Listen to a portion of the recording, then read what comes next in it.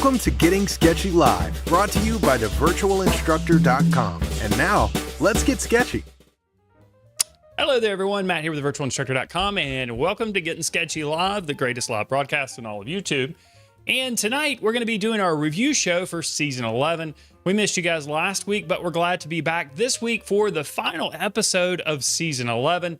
And I know that some of you are already asking when Season 12 will start. Well, it'll be several weeks from now. We do these in a series, 11 weeks, and then we take a few weeks off before we come back. So it'll be a few more weeks before we start Season 11, but make sure you're subscribed to the channel so you can be notified when we do start Season 12. Now, tonight's episode, we're not going to be doing any drawing, but we're going to be talking a lot about the drawings that we created this season, and we're going to be critiquing those drawings for you, and we're going to be talking about the things that we like about them and the things that we wish we would have done differently, and we're also going to be picking our favorites, and it will give you a chance to pick your favorites as well. Like always, I'm joined by Ashley, who's sitting right over there. How are you doing this evening? I'm doing well, Matt. Thank you for asking. I hope you folks are doing well also. Like Matt said, we missed you last week, and I missed Matt last week. So we've just been catching up a little bit before the show, and I'll be glad to catch up with you guys through the chat. I see some familiar faces in the chat, so let's start looking at some artwork. Yes, we will do so in just a minute, but I will remind you that if you are watching this live on YouTube, there's a chat box, and you can post comments and questions, and you can tell us how you feel about the artworks that we put up too as well. If you do have a comment or question that's directed specifically at Ashley or I, we would like it if you use the super chat function, because that helps our channel out, and it also makes your comment or question prominently displayed in the chat box. I can't talk. I said I was tripping among over my the words chipmunk. too. I know. My brain's moving faster than my mouth. Usually it's the other way around. So. Anyway, if you use the if you use the super chat function, it will put your comment or question prominently displayed amongst the other comments and questions. Boy, I got that one out right. And I'll take this time also, as people are continuing to trickle in from all over the world, to remind you to subscribe to the channel and make sure that you hit the notification bell so you're notified when new videos like this are uploaded. And also give this video a like if you like it, of course. That'll help others find it as well. And I would be remiss if I did not tell you to go check out the membership program at thevirtualinstructor.com. You will find a ton of drawing and painting courses on a variety of subject matter and media. We do weekly live lessons. In fact, tonight I'm going to be finishing up the live lesson series that we've been working on with Scratchboard, and I'm really super happy with the results from that series. We're going to be finishing that up for members after this broadcast. All of our live lessons are broadcast for members, and they're recorded and stored in our vault, so you can go back and see any of the live lessons that we've ever done. There's also weekly critiques, which are part of the Members Minute, and you're going to get a little taste of that tonight with our critique show here. And there's also a year-long curriculum for visual arts teachers that includes absolutely everything you need to teach for an entire year. It includes everything. All you need to do is walk in, pull up the videos, hand out the handouts, and pour yourself take attendance. Take attendance. Yeah. If you want to learn more about the membership program, there's a link in the description below. You can check it out for free for a week. And we also offer a 30-day money-back guarantee beyond that period as well. So we want everyone to be happy and glad that they're members. So you can check it out. A link in the description below. Also, in the description below, there is a link to get on our mailing list, which will also get you 3 free course videos and ebooks, and also a series of free lessons that I'll send out to you through email. So if you want to get on that mailing list, I would encourage you to do so. Again, there's a link in the description below for that as well. All right. Now, what we're going to be doing tonight, as I mentioned, is critiquing the artwork from this season. And this season, we went old school. We went back to allowing ourselves to pick the subject matter and the media. In seasons past, we've done all kinds of things. We've done the wheel. We've done a game show theme. We've done in the style of different artists. Art history series. So this past season, we chose our own media and we chose our own subjects. So there's no excuses for our failures. We bear full responsibility for all of the artwork that we created this season. That's of course, all of these drawings were created within 45 minutes. And if you're new to the show and you missed any of these, you can go back and find all of these lessons, all of these drawings completed on YouTube, just with a little bit of searching there on the channel. All right. Are you ready? Yeah, I'm ready. Okay. I think everybody's ready. Let's get into it. So let's switch over here. We're going to be using Photoshop to take a look at these, for those of you who are wondering. And this is the program that I use to do the critiques for the Members Minute. I get people ask me about that, and people ask me about what software, what program I'm using. And I'm also making the marks on the surface. You can see I can draw here. So helpful. Using a Cintiq tablet by Wacom. I've had this probably, nearly 10 years. Really? I did not realize. Let's see. I think I probably got it in 2014. So yeah, I either got it in 2013 or 2014, and it's 2024. So nearly 10 years. Still works. Amazing. Great. Yeah, it's a good quality product. Yeah, so this actually, you can't see it, but it's actually a tablet that also is a computer monitor, so I can draw directly on the screen. All right, so Ashley's drawing was first. Do you want to tell us a little bit about this one? So I started the season off with this set of binoculars, and these were from a photograph that I took. These are my own binoculars. It's springtime. We've got bluebird houses, and I've been using these binoculars a lot in the last few weeks. So it's good to see them, of course. It's like saying hello to an old friend. Things I was happy about with regards to this drawing were the things I liked were how the proportion went for the most part. You know, the drawing had some challenges because it's a symmetric object. But one thing that made it a little easier was it's turned in space so that the two halves aren't oriented in a way that they appear to be symmetric. So I didn't have to, one side didn't have to match the other. So that's always a good tip. Draw from like a 3/4 view, it's called, if you're working with a subject that is typically symmetric, and that helps you avoid the problem of symmetry at least a little bit. So I was happy with the proportions, and then with the photo reference that I created and chose to use because of the symmetry issue. This one's kind of a funny one, Matt. I had a dream about this drawing. A couple of weeks after I made it, I dreamed all night that I forgot to shade in the lenses, like the little ovals where the lenses are. And I woke up in a panic that I had forgotten to shade in the lens. Like, how did I do that? It was a dream, but it felt so real. I had to go look at the drawing just to make sure. That I didn't leave like 2 white circles in there. So this one literally haunted me in my dreams, but afterward and not beforehand, like usual. Sometimes I do lose a little bit of sleep deciding what to do for Gettin Sketchy. So I thought this was one of the most fun drawings I think that I did in this season. Had the challenges of the ellipses, and I can see some things I'd like to change about that. I would like to go back, speaking of those lenses, and work on those ellipses for just a little bit longer. I feel like ellipses require quite a bit of refinement. There they are. They feel a little bit pointy to me, where they make the turn from one side to the other now that I'm taking a longer look at it. So that would be one of my criticisms for this piece, is maybe a little more time on those 2 front ellipses, because they are so prominent. It's the most important part of the binoculars are their lenses. So that's just something that I wish I would have spent a little more time on, or had a little more time. But otherwise, felt like this was an all right sketch. Somebody put, "This is no dream, this is a nightmare." Well, for me, I think this is a successful drawing on your part, and I just wanted to point out a couple of things. You kind of touched on some of those things, but one thing that people don't really realize with binoculars is that the opening up here does not match up with the opening out here. So you can see this part right here is kind of a barrel. There must be some fancy stuff that happens here before it comes out or something.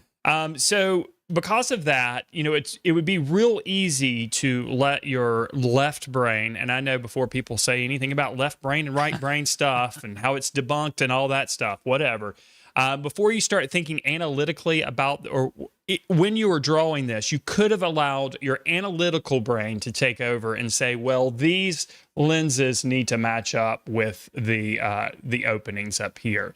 And you didn't. It's all perfectly lined up.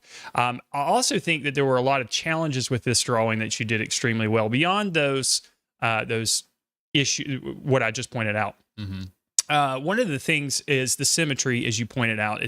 And drawing something from a 3/4 view that is symmetrical, that does alleviate that a little bit, because you expect it not to be perfectly symmetrical. But even though we know that the object is symmetrical, it still presents some challenges when you're creating a rendering of it. Some of the things I think you did exceptionally well is the directional stroking that you used here on the different planes. Oh, yeah. So not only does that create the illusion of value or shading, which is what most people refer to developing the value, but it also helps to create the illusion of form, and it's very consistent. You can see this side, you've got kind of some cross hatching here. You've got some lines that go this way, but you also have some that go this way, which is fun because both of those sets of lines do flow along the form or the cross contours of the monoculars. And you can see up here on this plane, those directional strokes change. So it's really important for you guys to see that and understand that, because that is a very big piece in creating a drawing in a manner that looks three-dimensional. It's sometimes a little bit easier to get the value right, but if we don't get the directional stroking right, it can also hurt. Exercise would be to do a drawing of a simple subject that is a form, and have your strokes change direction, and to do the exact same drawing with the same values, but have them all go in the same direction. Yeah, that would be a good exercise. Because I remember doing that probably when I was in high school. I thought it would be cool to do a drawing and shade it all in the same direction. It didn't look that great. Yeah. I can actually, I'm picturing it in my mind right now. It was kind of an interesting design concept to play with, but it didn't really look that great. And that's why it felt flat. The foreground and the background, it all just kind of mushed together. So because the strokes were too much the same. They were too unified. So that's a good point. I didn't even think about that. Stroke direction makes a big difference. Yeah, buddy, this is drawn in graphite. This is a graphite drawing. Another area with the cross contour lines, I'll point this out because we need to move on to the next one. But where the openings curve, you can see that the strokes curve along the same plane as well, and on the inside as well. So anyway, I think you did a great job with that one. And then the second drawing was up to me. That's right. And I did this ring pop. Boom, the ring pop. Now, this is a combination of markers and colored pencils. I used the markers as a base and then applied the colored pencils over the top. And this was a real challenge for me because of the time constraint. Even though this drawing is relatively small, I think it was 4 inches by 6 inches or something around there. The process of applying colored pencils is a slow process, but we can speed that process up a little bit with a marker underpainting. And these, of course, are alcohol-based markers, which has some transparency and translucency associated with them. So it's kind of like drawing with watercolor. It's not the same by any means, but it kind of is, because you can layer different, you can layer the markers and change the value and the intensity of the color. So that's what I started out with, and then I applied colored pencils over the top. I really like this drawing for the most part. There's some things that I would have changed, though, for sure. The first thing is compositionally, we've got some elements that get pretty close to the edge of the picture plane down there. This is not balanced out by what happens at the bottom, which kind of makes things feel a little bit heavy at the top. Now, down the shadow, which I'll get to the shadow in just a minute, but the shadow is really dark, and that helps pull a little bit more visual weight down to the bottom of the picture plane. But if I were to do this over, and of course these are sketches, they're not completed drawings or paintings, I would have thought about my composition a little bit more. However, I do like the diagonal of the ring pop. I think that makes for a more dynamic composition, a more interesting composition. And the most important element of this piece is probably in this area. And you can see it's not directly in the center of the picture plane, which makes the composition a little bit more interesting. So there's some pluses and some negatives to the composition. Now, moving on from there, my biggest regret with this piece is the use of the color black. Now, I usually do not use black at all when I'm using colored media, especially colored pencils. But for this one, considering the time constraint, I did not think I was going to have enough time to layer indigo blue and dark umber, which is typically what I do to produce a natural looking black. So instead, I reached for the black and I used the black. And I'm looking at this piece now, and even looking at this piece a few minutes after I finished it, I regretted that decision because the black does make those areas look flat. These areas of the shadow right here appear very flat, although we can see kind of some textural marks in there. It still flattens the image. These pieces of black, these little areas of black that I added up here also kind of just detract from the color elements within the piece. So my biggest regret is using the black. If I was to do this over, I would have layered a bit of indigo blue and maybe a little bit of dark umber in areas to warm up the cooler shadows, but I would have not used black at all. I also think that my highlight right here that I added with Posca marker is I think I used Posca marker on my practice drawing, and then I used gouache for the final drawing. I can't remember, but the highlights don't really jive with the rest of the highlights within the scene. If I were to do this over, I would have flattened this out a little bit more and made that highlight a little bit less dotty. It's interesting you say that, because that's one of the parts that I like about this piece, or the dotted highlight. It feels to me, it really reminds me of the surface of these, hard candy treats. I mean, they do have kind of a speckly feel to them. So. Right. Yeah. Oh, I agree.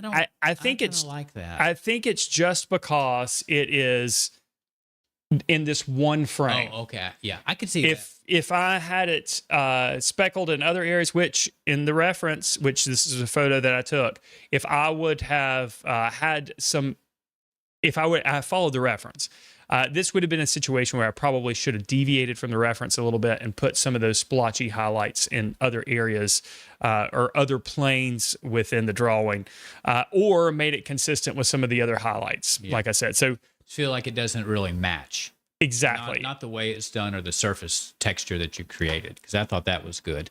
Right. It just doesn't match. Yeah. And because it's different from everything else, it's the unusual. And whenever we have elements within a composition that are unusual, even if it's just a difference or an area of contrast, that's going to pull the viewer's eye to that location and kind of create an area of focus, which is close to where I really wanted people to go. But I feel like you can kind of get fixated on that one little plane, and that's really to the detriment of the piece. However, I really do like the way that I rendered the plastic part here. I'm pretty happy with that. And believe it or not, this has the least amount of colored pencil application compared to the rest of the piece. That's almost all marker with a light application of the green and a little bit of gray, I think, or a darker I love green. The green and the red together. It's a great complementary color scheme. And when I see red and green together, I always like to see a hot green like that. So I love the color scheme. It works really well, considering the background was gray and it was going to stay gray.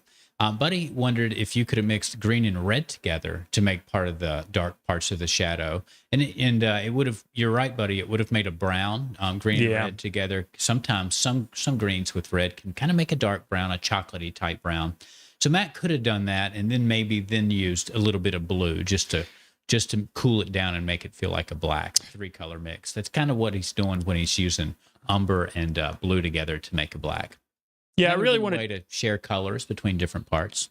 Yeah, I really wanted to make a color that I wanted to make a darker shadow color. So, or I would have, but I had resorted to using black because of the time constraint.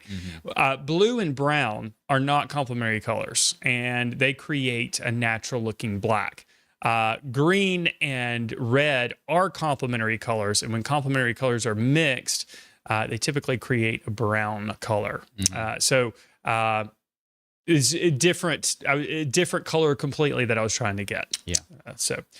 All right. I think that's enough very of good. the ring pop. I like that one. Let's move on to Ashley's next drawing, which was the pastel still life on black. This was not on black paper, was it? Gosh, I think no. It looks like it's brown paper. Gray, yeah, it was a toned paper. It was a toned ground, but I used a black pastel there in the background, black and gray pastels. So this was a sketch of a pepper and an onion from a photograph that I took and set up myself. And I like the composition. I like how the two pieces move through the artwork at a diagonal, and then there's some diagonals in the ground plane and background that move in the opposite direction. I was happy with the way the roots of the onion turned out, and the sheen on the onion surface feels believable to me. The set of colors in there, I like how the shadow has some color to it and the darks have some color to it. They're kind of noticeably purple. One thing that I was trying to follow the reference for the most part, and one thing that I wish I would have changed a little bit more from the reference is the values of the shadow and the pepper. You know, the pepper's values feel weak compared to the onion. I don't know if the light was bouncing from the surface and back up into the pepper, and that's why the shadows on the pepper were light, relatively light, even light for a light object. So for me, I wish I would have made those shadows darker, regardless of what the reference was telling me to do. And I feel like the intensity of light would have matched more between the two pieces. It almost feels like the direction of light is a little different, or more frontal on the pepper and more from above and the side on the onion. So pepper definitely needed some stronger shadows on the left and the bottom. All right. Well, let's find out. Let's burn it. Let's see. So I've got the burn tool out here, and we're going to make the shadows. I've already duplicated the layer, and I'm just going to make the shadows on the pepper a little bit stronger. Now, this is going to distort the color a little bit, so it might look... Going to get hot in there. Yeah, it might look a little dirty, but it'll at least give us a little bit more contrast here. Really go along the bottom and left edge. There we go. Yeah, see, it's kind of making it look a little dirty. But so the colors are odd, but I still like the stronger values in the pepper now compared to what was there. So, boy, that went dark.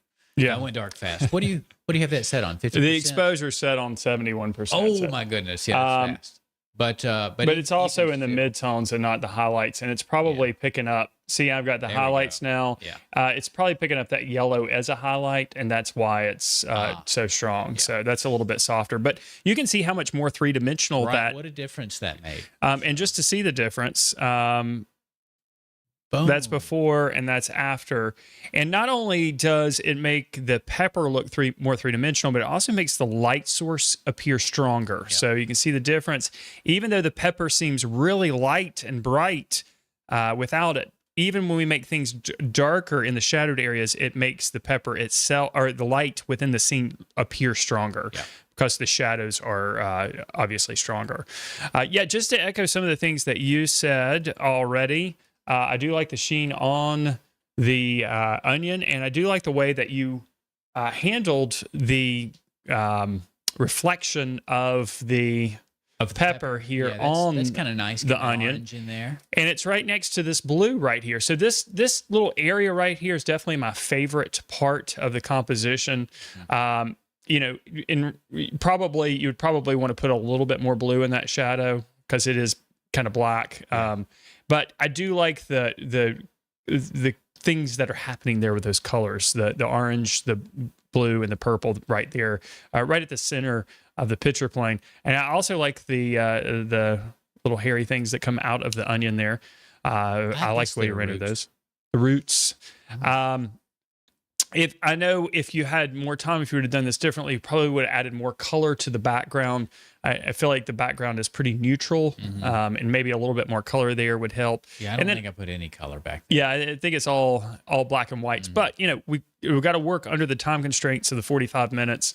And one thing that I talk a lot about in the critiques is when you're working with a medium that can cover over other areas, you got to watch out for that glow, that little halo that happens there. Some of that's happening in areas, it's not happening in other areas. It's not a big deal, but anyway, those are the things that I would change. And I also think that you did a good job pulling off a composition with two objects, which can be very difficult. I like to draw two objects, and it is challenging sometimes to create a composition with just a pair. Just can feel kind of boring. But in this one, the roots, they're kind of their own thing a little bit. You know, they kind of hang out there. So yeah, that's a good point. The roots almost add like another element to the still life. Yeah, the roots feel like their own little thing beyond the other two objects. even though they're attached to the Yeah, onion. right. They're still part of the onion. All right. Then it was my turn. All right, let's The week after that. And I did this bird, and it is a bee eater bird, right?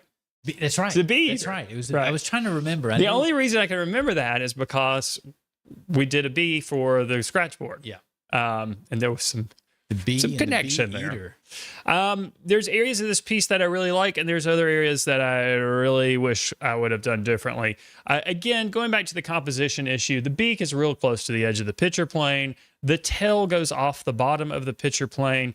Don't really like what's happening here and here compositionally. If I were to do this over, I probably would have fit the entire bird within the picture plane and given a little bit more space up here on the edge, just for a stronger composition. I do like the intersecting diagonals that happen in this composition. However, I think that makes it more dynamic and more interesting.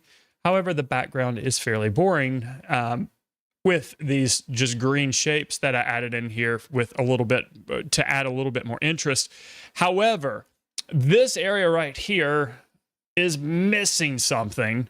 And if I were to do this over again, I would have definitely added a little bit more green here and maybe a little bit of continuity between the little green sections and so on. I feel like you just need something in between. You know, you've got the dark and the light in the background. You just needed maybe you could just put a few subtle leaves in there that are a lot more muted and recessed in the background, but break up some of that big dark shape. Yeah, I absolutely agree. Now, the tail going off the bottom of the picture plane, I don't mind that so much because I feel like the tail clearly goes completely off the bottom of the picture plane. It's not close. Right, to the it's not edge, close to the barely, edge. Yeah, like the beak is. So that doesn't bother me too much. But I see what you're saying about the tension created between the tip of the beak and the left edge of the picture plane. It's pretty tight in there. It's pretty tight. It's pretty tight.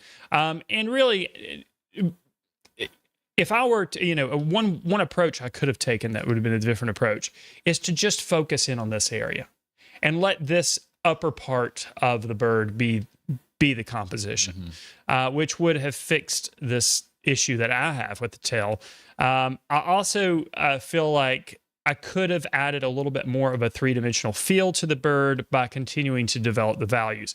Down here at the bottom, this was the last part of the drawing, and I think I was under the gun during that point of the process. So this area obviously feels a little bit hurried compared to the upper part where there's a greater range of value and a greater range of intensity of color, especially up here on the head, which is where I spent most of the time, where I've got those greens and those reds and a really nice variety of color and also contrast in the value. And that's probably another reason why I think, well, I just do that part up there. Just cut it out. Right. I think indicating the talons, I think that is fine and well done. It's just this part feels flat because there's not a great variety in the value. There's not a lot of change in the color. There's not a lot of depth in the color in that location as well. And it's real easy to say, if I had more time. And I can say that because we only have 45 minutes to do these drawings, and they're really quick sketches. But if you're looking at this piece in an analytical way and you're looking for areas to improve, which you should do on every drawing and painting that you create, you should look for things that you can improve in your next piece. And that is one way that you get better. You don't just create a piece and say, it's perfect, because no piece of art that you make is perfect. No sketch you make is perfect. Nothing that you create will ever be perfect. And you have to be okay with that and look at your pieces in an analytical way and look for ways to improve. And sometimes it takes a few minutes to find that. And for some of you, and for myself included, it doesn't take very long to find those areas. But you have to be open to that idea and always keep in mind that your artwork is not you. It is something that you created. So be open to improving and open to finding things wrong. And wrong's really the wrong word, but things that you can change and do differently in your future pieces. I like the color combination. There's an opportunity in this piece to really push that primary color scheme with the red, yellows, and the blues. But I incorporated green in the background. It probably would be better with a color in the background, I think, in retrospect. A darker value color, but maybe just a different color than green. But anyway, All right. I think for real, no, Buddy says, for real, no piece of art will ever be perfect. Buddy, no piece of art ever created is perfect. Nothing ever created is perfect. There are flaws in every piece of artwork that a man or woman has made. Improve. Yeah. Yeah. All right. Moving on to Ashley's next drawing. This is quite a deviation. All right. So this was my tape dispenser drawn with grayscale Copic markers on mixed media paper. And this was just sort of an exercise in value and shape.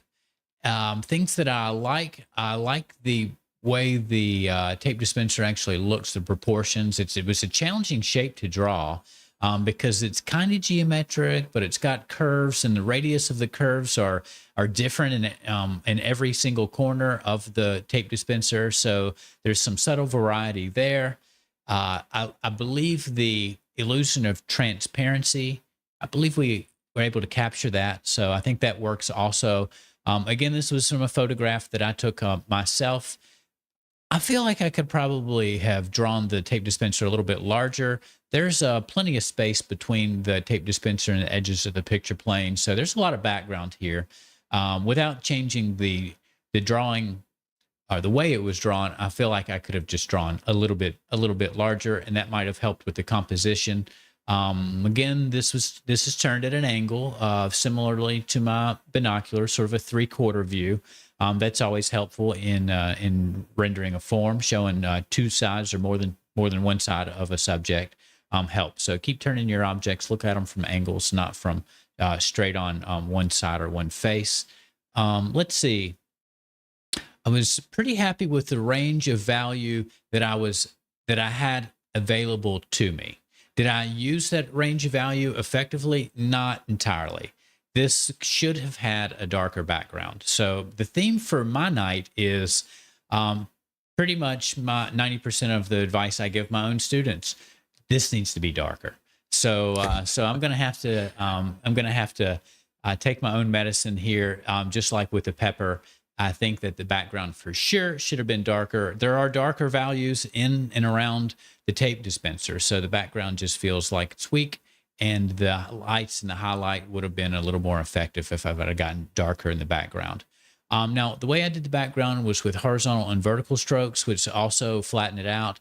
But I don't mind that so much. I think it's kind of creates a pattern back there that stands out in a type of contrast to the tape dispenser, where the strokes more or less follow the direction the plastic was traveling through space.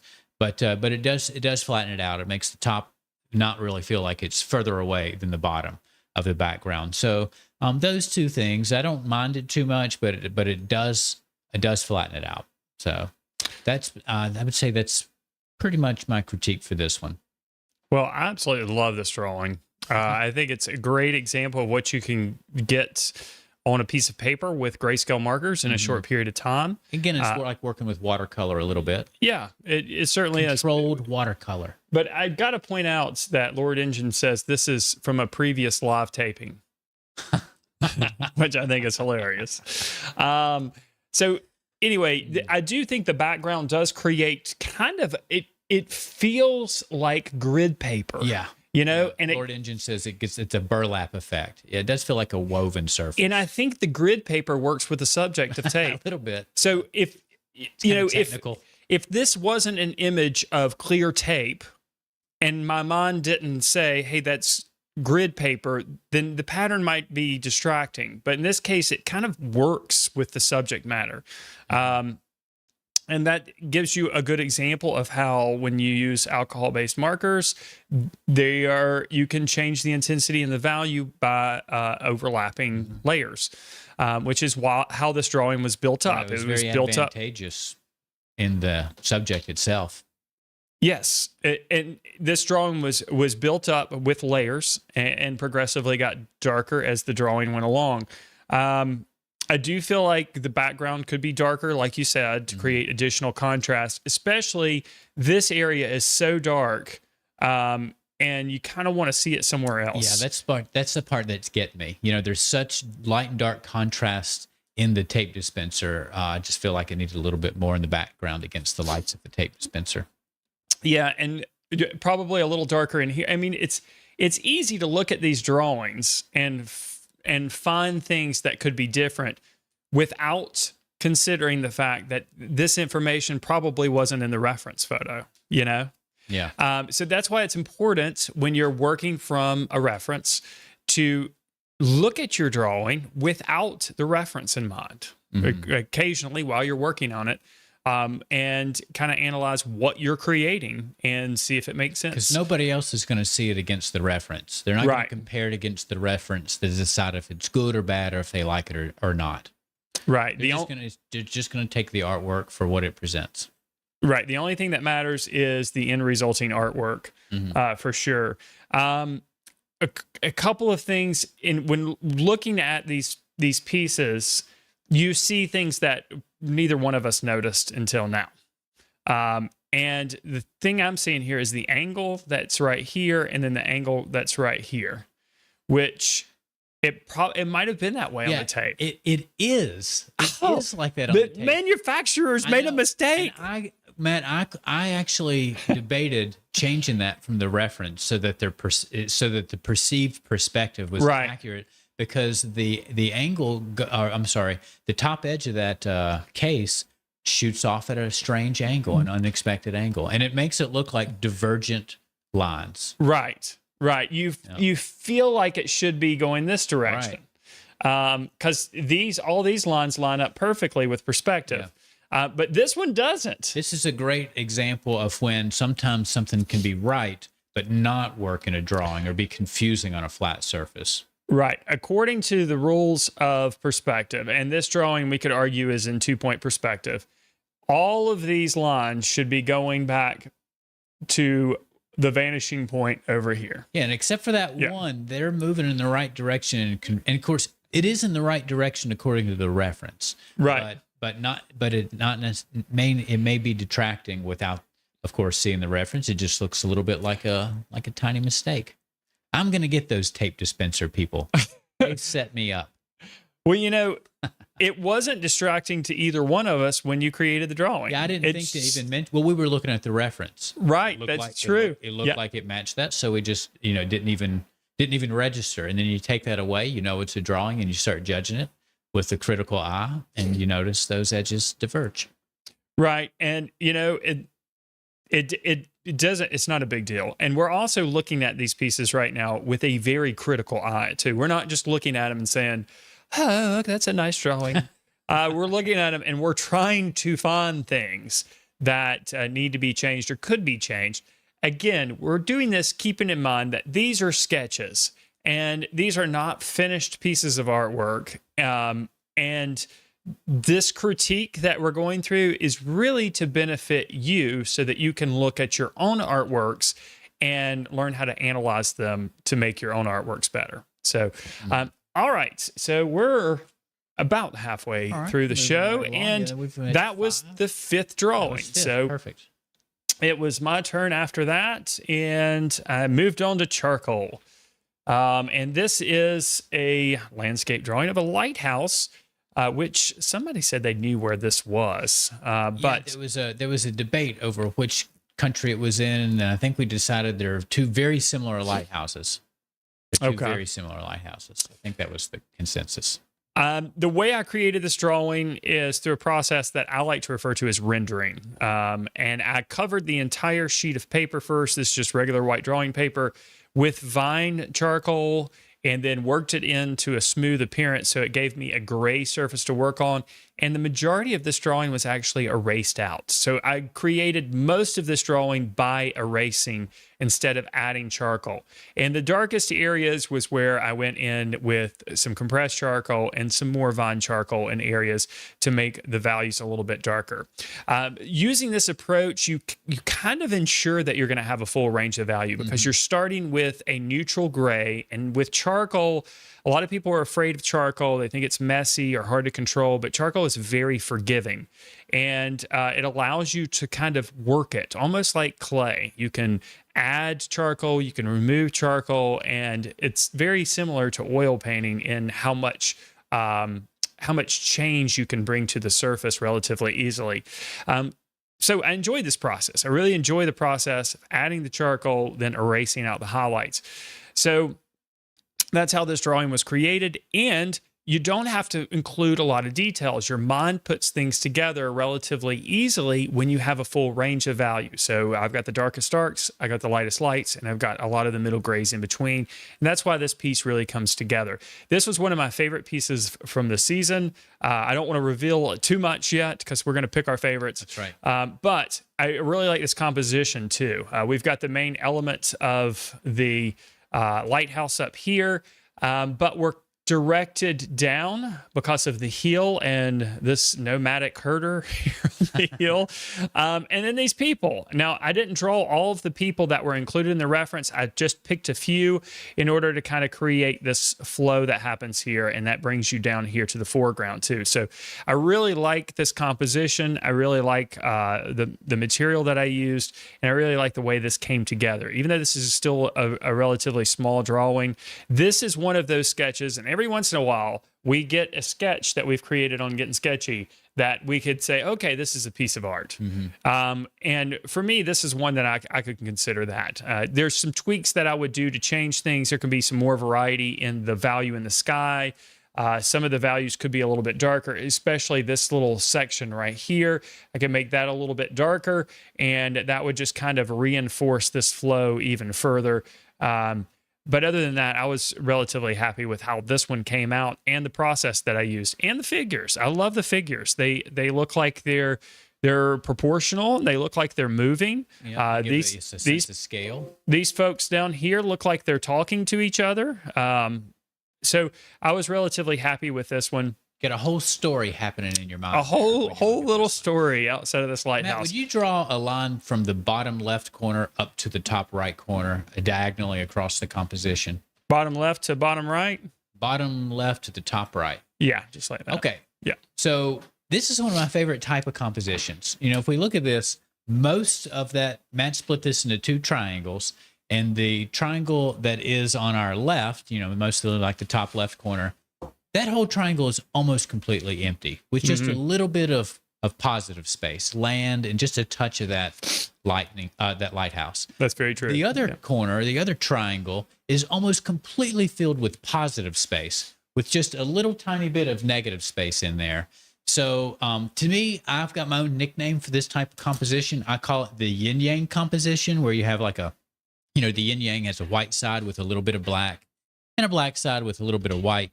And this kind of does that with positive, negative space. So I love to see that. I really appreciate that. Just the way that, besides the way the lines and the edges flow and bring our eye around in the composition, I like the balance between the positive and negative space on the diagonal. So that's a really nice aspect of the composition for me on this one, Matt. This is a really great drawing. Just love how tiny things are. The tiny little details in the lighthouse and the people really draw us in what feels like a pretty vast space. And they're tiny in the drawing too, because the drawing is tiny. Yeah, so they're super tiny. It was like just little touches. That's what makes it so special, that the people actually have character to them. They're not just some sort of nondescript mark. They feel like they've got posture and pose, being that they have to be just a couple or a few millimeters tall. As far as improvement, I mentioned a couple of the things that I would do in regards to darkening some of the values here and there. And I could have had a little bit better craftsmanship in the erasing I did up here. You can kind of see maybe my fingernail scratched in these areas, or that maybe that was early on in the process when I was smearing the charcoal out. But other than that, I was fairly happy with this piece. All right. All right, very good. Let's move on. Then Ashley decided to do a hand. All right. So, we do call it Getting Sketchy. And this was, when I was growing up, this was my classic, go-to sketch model was my left hand. I did a lot of hand drawing.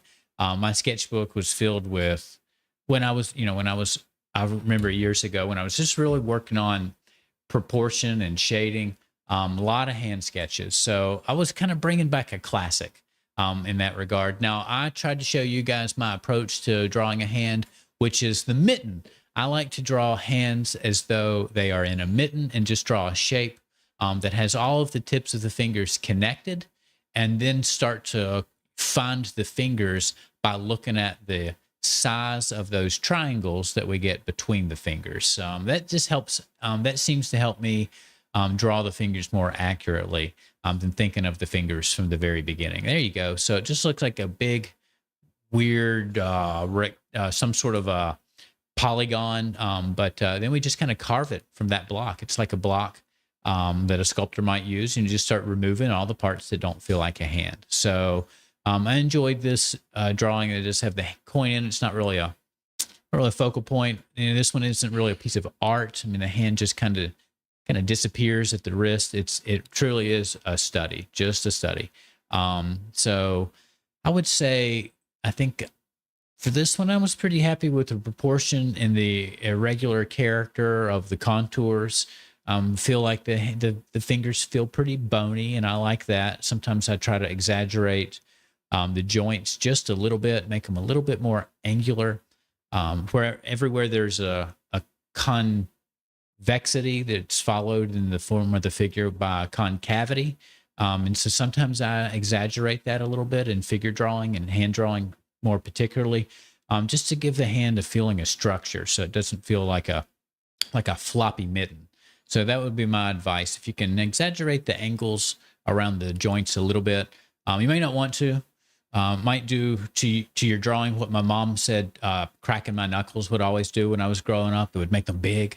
I don't know if that's true. It's probably not true. I think she was just trying to manipulate me into not cracking my knuckles. But, I exaggerate them a little bit in a drawing. I think that works. Value range is pretty good here.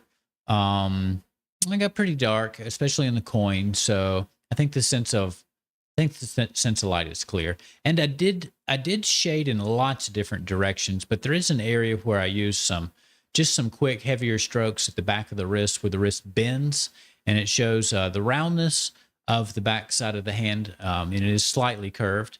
And those marks also kind of acted like the wrinkles that back up behind our wrist when we flex our I don't know, I can't remember what flexation that is, but when we flex our hands up towards the back of our forearm. So I felt like those lines in there work to do a couple of things.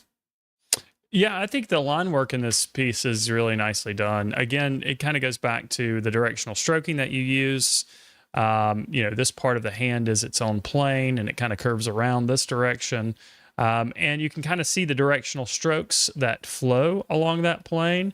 You also have some that go the other way too. It's still along the same plane, but both directional strokes or both directional stroke patterns that you use there work to create the illusion of form within the piece. I think the range of value is really nice. It's very clear that the light source is coming from this direction. We have that strong cast shadow on that coin. We have that highlight right there on the ring, which is important as well. And for the most part, on the back side of each one of the fingers and the hands, and the hands, on the back side of the fingers and the back side of the hand, which you know so well, right? You know the back side of your hand. No, very well. We've got those darker values, of course, that helps to create the illusion of form. When you were creating this drawing too, I feel like I remember these wrinkles right here being exceptionally important in bringing the drawing together. And that is really nicely done. And the little small things that you do with the contour lines to really make the fingers feel like they're squeezing this coin. This little line that comes right up here, that edge, really makes it feel like the muscles in this part of the hand are being used. Yeah, exactly. So I really like those aspects in there. And your mitten technique of drawing the hands is a great way to draw hands. It's a great way to plan out the overall shape. And if you like cutting out the negative shapes, once you get those points in place, then that's a great way to draw fingers and hands. So I enjoyed watching that process. And I like the coin. There's not a lot of detail on the coin, but the value of the coin is darker than the values on the hand. And that gives us a little point of reference. If the coin wasn't there, it might feel like the hand was dark, but because the coin is there and it gives us that dark value, we have a point of reference. And keeping in mind that value is relative anyway. So we perceive the values that we do based on the values that are around it. So having that darker coin in place really makes a big difference. Yeah, that helps, in especially communicating. with a white background. Yeah, especially with that white background.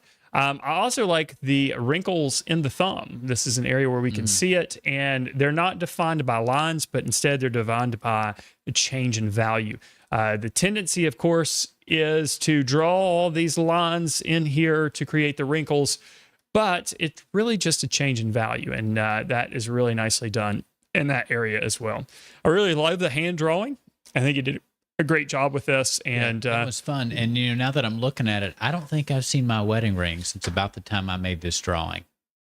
So you're not married this anymore? may be the last time. No, it's been missing for a few weeks. I'm sure it'll turn up. How does your wedding band go missing? How does that I happen? lose it all the time. Now, the last time I lost it, it was gone for a long time before I brought it up to my wife, and she had it. She had it. She was waiting to see how long she could keep it before I mentioned that I'd lost it. So I'm going to have to sheepishly ask if she's stolen my ring again. So I take it off periodically. I don't want it on my hand all the time. It gets in the way sometimes. Gets in the way of what? Well, it makes noise. Gets in the way of you meeting other women. No. You're supposed to take your rings off when you work on machines. So I'd like to say that I've had you got a my metal ring hands then, yeah. deep into the engine of a car, but I haven't. Yeah. So I'm not really sure why I took it off. But anyway, it's nice to see it again.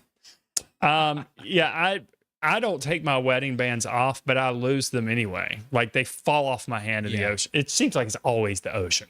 Always the water It's always sucks my rings off. For you, it's two things. It's a football and the ocean in combination. That's happened twice. Right. A football in the ocean. Right. If you get a football in the ocean together, Matt's going to lose something. All right. Let's move on to the next. Oh, someone said that before we move on, someone said that they thought the middle finger looked short. But I think I disagree with that because I think it's kind of the angle that you're looking at. I do feel like if this finger went down, if it rotated down, it would be shorter than that one. And if this finger rotated up, it would be shorter than the middle finger as well. I don't know if it's short, but I do know that it was lower. The tip of the middle finger was lower than the ring finger. The ring finger was definitely the highest in the reference. Now, the problem could be I have a short middle finger. So I'm going to work on stretching that out. And next week, I'll show it to you. I knew something like that was coming. I'm just kidding. When you said stretching it out. All right. So the next drawing was mine, and I went back to charcoal again. And I did these glasses in the same way that I did the lighthouse drawing. So I covered the entire paper with charcoal first and then erased out a lot of the highlights and then slowly added the darker values here. I wanted to do something with charcoal again because I really enjoyed it. But I wanted a different challenge. So that's why I chose glasses, which has transparency and reflection in it. I really enjoyed this drawing as well. I felt like when I did this drawing, I felt like I had plenty of time. Although I think I started running out of time at the end, like always. But I really felt like I had plenty of time to complete this drawing. Again, it's a relatively small drawing, but there were some challenges in the drawing. Again, this is a symmetrical object, but in this case, we're looking at it kind of right down on top of it. So makes it harder. It makes it harder because I had to make sure that both sides of the glasses appeared symmetrical. Even though if you took this side and flipped it and put it over here, you would see how different they are in my drawing. But I think I was able to communicate the glasses without making them appear unsymmetrical or asymmetrical. I really like the shadow too that's created, the cast shadow that's created behind these glasses as well too. So that was another thing that I really liked about this composition. Again, this was a photograph that I took myself. These are the glasses that I actually wear at night. I am blind as a bat. how wear contacts, but without the contacts or glasses, I would be able to see maybe not even 5 feet in front of me. So I do like the diagonal composition, which makes things a little bit more dynamic and breaks up the space a little bit. And especially with a subject that has some sort of parallel edges anyway, the bottom and the top of the glasses. I mean, it's very regular. So laying them down at a diagonal, kind of adds a little bit of interest. Yeah. And I also like the highlights that happen here from the lights here in the studio. I have a light that has a graded mesh on it, and I didn't even realize it, but that's the graded mesh from the highlight of the light that's happening there. So I picked that out while you were doing it. Oh, did you? I recognize that light. I didn't even think about while we were doing it. I was just like, oh, this reflection's kind of weird, but I'm going to just do whatever's there. And that's what it was. So, to get the precision in this drawing, I'd used a charcoal pencil, which if you're doing a drawing like this, charcoal pencil, of course, is essential. You can bring it to a sharp tip, and a charcoal pencil, of course, has compressed charcoal in it. So that charcoal is much darker, but it's a little bit harder to erase. You typically save your charcoal pencil applications when you've committed and you have a good idea of where your dark values are going to be. Where you use fine charcoal earlier in the process to kind of lay out the outline and get the basic form of the subject in place, because you can manipulate the vine charcoal so easily. I'm trying to think.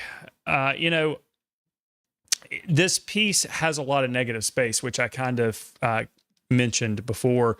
If I was to do this over again, I probably would try to figure out a way to get rid of some of the negative space. Yeah, I mean, the only thing you could do without introducing another object would be to throw some sort of a shadow that's from, outside of the picture plane across that bottom corner or something like that. Yeah, and what I could have done is I could have moved the glasses this direction within the composition just a and little bit. Brought the light source that I set up lower. So that would have resulted in long cast shadows out here. I don't know what they would look like, but that would have been nice. That would have been made the drawing a little bit more interesting. Mm-hmm. It's a good drawing. Oh, okay. Well, thank you. Yeah. We both did lenses. I did binoculars. We did, didn't we? You did glasses. Yeah.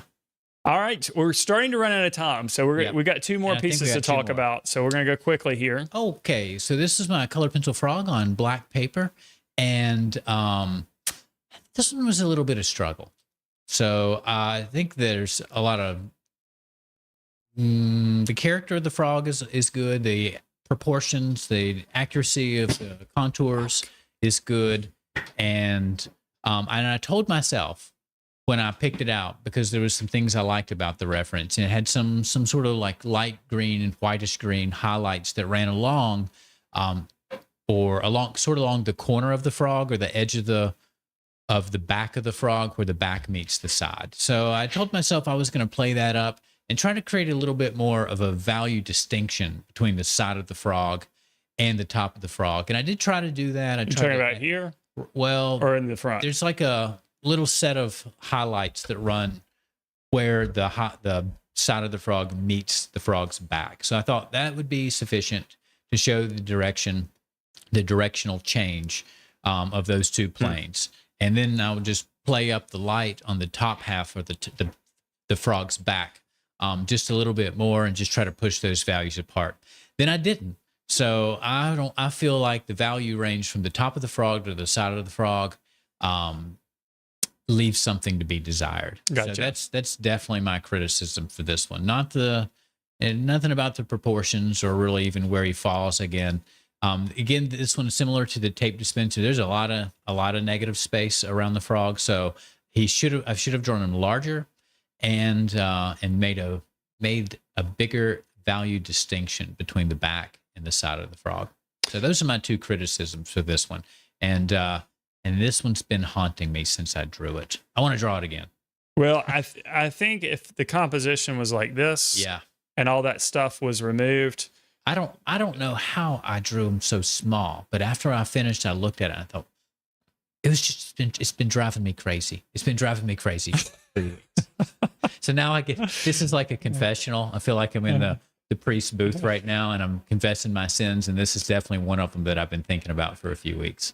Well, I think your color combinations are great. I really do. The pinkish areas and the green, pink is really red, and red and green are complementary colors. So there's a lot of contrast and a lot of pop in this piece.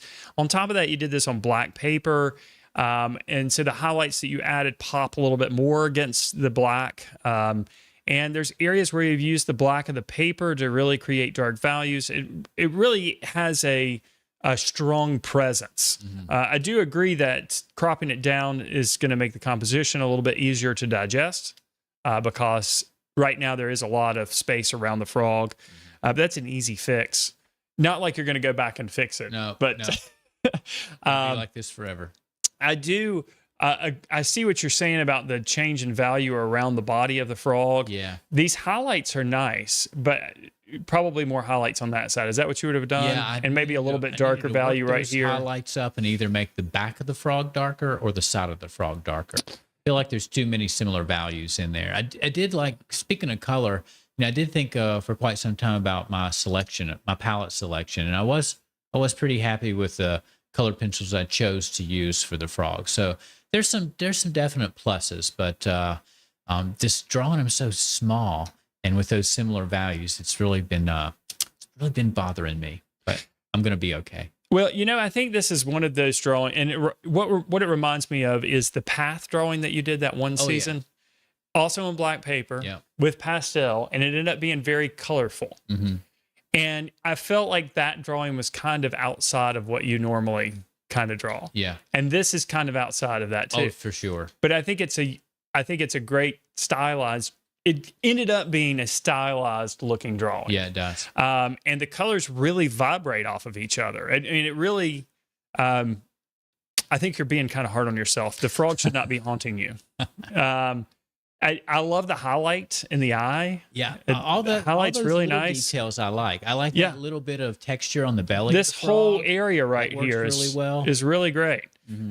It's hard to determine exactly where the light source is coming from. I think it's because it's coming from this direction. Yeah. So kind of over the shoulder of the viewer, and the light's hitting right here, which means all of the core shadows on the frog are either going to be down here or on the other side. Right. Because you got the cast shadow right there. So it's got to be where the light source is coming from. So that makes it difficult, Yeah. Just the angle of the light source. I thought, well, I'll just, if I just pump up the value on the back, that'll change it a little bit. And ended up having too many lights in the side of the frog. So, but it's a valuable lesson for myself to relearn. You're being too hard on yourself. I think this one is unique, and I think it's got its own kind of stylization, as I said before, and the colors really vibrate nicely off of each other. I really love like the way black paper looks through colored pencil. If you don't get great coverage on white paper, it looks awful. But having those little black flecks and speckles in there, I think I love that with colored pencil and charcoal. All right. And the final drawing of the season was on me. All right. Ooh. And gosh, I forgot how dangerous he looked. Well, for whatever reason, I photographed this drawing probably 17 times. That's an exaggeration. This was a photo you took yourself. Yes, I took this photo myself. No, I remember this is the one that I think was probably made from AI. That's right. Yeah, that's right. But I altered it greatly. So the original photo that I worked from, this looks very different because I took all the color out. I changed where the darks and the lights were. But the artwork itself, I photographed a lot of times to try to get a good photograph of it. It's so hard. It is. Sometimes when you work with black paper with a white medium, you can take a photo and it's real easy to edit to make it look like the drawing. Sometimes, for whatever reason, the camera wants to do bizarro things and messes with just not take it. It's very difficult to get a good photo, no matter. And I tried it in different lighting conditions. So parts of the drawing, the photo of the drawing, look blurry because of the photography. Yeah, it's not that way in real life. Soft feel to it. Yeah, and this area, and in particular is blurry for some reason. But this was the best photo that I could really get. I could probably try to rephoto it again, but anyway, here it is. So this was, again, with charcoal, but this time white charcoal on black paper, which means that the dark areas were erased out or left open, and the light areas is where I added the white charcoal. I love sharks. I don't want to see one in the water, but I am fascinated with sharks. I think I've probably seen every Shark Week episode Amazing thing creatures out there. They really, and they're terribly scary, and just horrifying, but also mesmerizing in the same way. So they're sleek. They kind of remind me of an airplane in water. So they're just unique animals, and I love drawing sharks. If I had to draw sharks for the rest of my life, I think I would be okay with it, actually. Now, is it true that sharks have to keep moving to breathe? Don't they just swim all the time? Is that true? Probably. I think that's true of a lot of fish. Not just sharks. I have no idea. Fish can just sit still. But they've got to have water going over their gills. I don't know if this is true. Now you guys are seeing how Matt and I struggle with biology again. We make up stuff. Yeah. So I thought that some fish could like suck water into their mouth and through their gills, but sharks couldn't. So they just opened their mouth and moved through the water to keep water flowing over their gills. This may be a fib.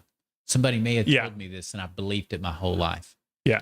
Well, but if it's true, it makes sharks extra cool. There's debate now on whether or not this image was artificially created or not. I can guarantee you one thing. It was too old of an image on Pixabay to be. There are AI images on Pixabay, but this image was definitely not the natural image. Mm-hmm. I can tell you that. So it was either photoshopped or whatever. Right. It may have just been photoshopped from a couple of different photos. But, all of that's irrelevant. The only thing that matters is the sketch that I created. I really enjoyed creating this drawing. My only regret with this drawing is that it's not larger. This is a very small drawing. And because it's small, it's a little bit more difficult to get some of the details. Mm-hmm. This would be a drawing that I'd like to do larger and do over, maybe sometime in the future, again on black paper with the white charcoal, just a little bit larger so that I can get all of the details and subtle changes in value, and obviously spend more than 45 minutes on it. But the blending stump obviously was very important in this piece because when you put the white charcoal down on the black paper, it has a very textured appearance, and the blending stump allows you to smooth it into the surface to create that smoother look that you need for the water and also the skin of the shark. When I created this drawing, I think we noticed that the tail fin was different from the reference. In my drawing, I was able to fix that and make it look natural, even though it deviated from the reference. And it ended up being an improvement. Yeah, I think we decided that it was better. Sure. It added to our feeling of foreshortening and the scale change from front to back. So sometimes things, you have to find your own way, solve your own, or create your own solutions from the problems that develop in our artwork. And in this case, Matt's solution was worked out really well. That little gap, that empty space in there, I love it. Like underneath the tail? Yeah. Yeah, it's important. It really makes like you said, it makes it look more three-dimensional. It looks more like the shark is coming towards the viewer or just missing the viewer a little bit. I could do some work on the rays of light coming through. I would like them to be a little bit smoother, but again, 45 minutes, I can't complain too much. I was fairly happy with this drawing. Compositionally, I think the composition's pretty strong, and I think it's a good indication of what happens with foreshortening. Whenever you're drawing a subject and parts of the subject come forward towards you, that's going to make some elements look shorter in comparison to some other areas, and it's also going to make some areas appear larger in comparison to other areas. For example, this fin over here is further away from the viewer, but the corresponding fin on the other side, look at the size difference They're between like those two totally areas. different things. Right. You know? But if Crazy. you, again, allowed your analytical brain to take over and say, well, I need a fin over here and the fin over here needs to be the same Be a size, triangle. you would end up with something that didn't look like a You end shark. up with Nemo. Yeah. Literally, with the little Yeah, this little fin. short fin and all. Yeah. All right. So that is our 10 drawings from the season. And now it is time for us to pick our favorites. That's right. So I'll let you go first there, Ashley, since you did the first drawing. Okay. So Well, you can pick one of mine and I'll pick one of Yes. yours. And That's like right. we And I've been always thinking do. about this the whole show, and I'm a little bit torn between a couple of Matt's drawings for my favorite for Matt. So I'll go ahead and tell you my favorite that I did was actually the hand with the coin exercise. I really enjoyed doing that one. So like I said, it's not really an art piece because there's just a severed hand there on a white piece of paper, but it took me back to my roots. So I enjoyed that process and just kind of getting into an old school kind of sketch meant for learning. And Very my good. favorite for Matt's, gosh.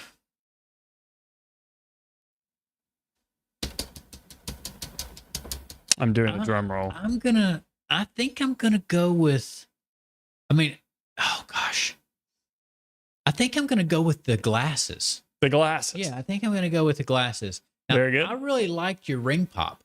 Oh, you did? Yeah, I did. I love the ring pop, the transparency, and of course, I'm a real sucker for the red-green complementary color scheme. It's Yeah. my favorite color Yeah. complementary set. So I might have been. I'm attracted to that one for some of my own personal reasons, and I love candy.